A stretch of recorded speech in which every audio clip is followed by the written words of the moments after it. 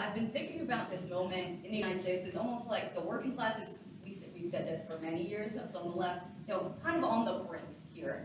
I think there are a couple things that really drive this home right now.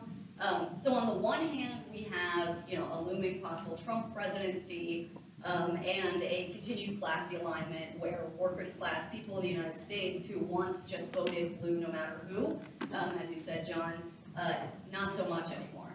And you have the Democratic Party, which isn't really seeming to do much to try to win those voters back, not to mention the elephant in the room of Joe Biden enabling the Israel's assault on Gaza, which has certainly turned off a lot of key voters, demographic, the Arab Americans in the Midwest. There's also, I think, worth pointing out that people might not know here, this kind of coming assault on the existing U.S. labor law such as it exists.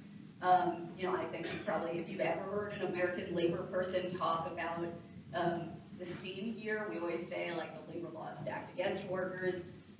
There is now kind of an effort to overturn the NLRA here, which is the basic law that governs and administers workers' collective bargaining rights here. Alex, if I could just say, it isn't just an effort. It's Amazon, it's Elon Musk. I mean, it is the major players in our Every 3 days, a new major corporation signs on to this argument that the NLRA is unconstitutional because they expect the Supreme Court will hear it and agree.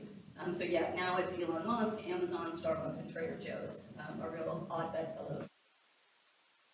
So that's sort of the setting on, that's the dark side. The upside is what you led with and what I write a lot about, which is that it's just fundamentally true that, at least in my lifetime, we've never seen what we're seeing now among workers, and especially young workers, as far as support for unionization, desperate desire to organize their workplace, this sort of reaction to a lack of democratic process at the political level, kind of a sense that instead, okay, I'll just change the conditions of my life starting in the workplace. I think Bernie Sanders has something to do with that, for sure. The sort of language of class politics coming back.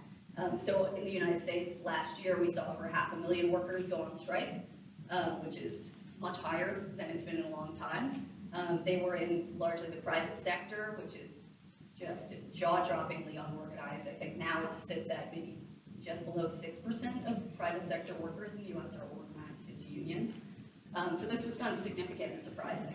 And there's just, and the less easy to quantify, but maybe more with a sort of survey like you did in Brandenburg, is there's just a deep felt desire for something better and for class politics, and particularly among the young.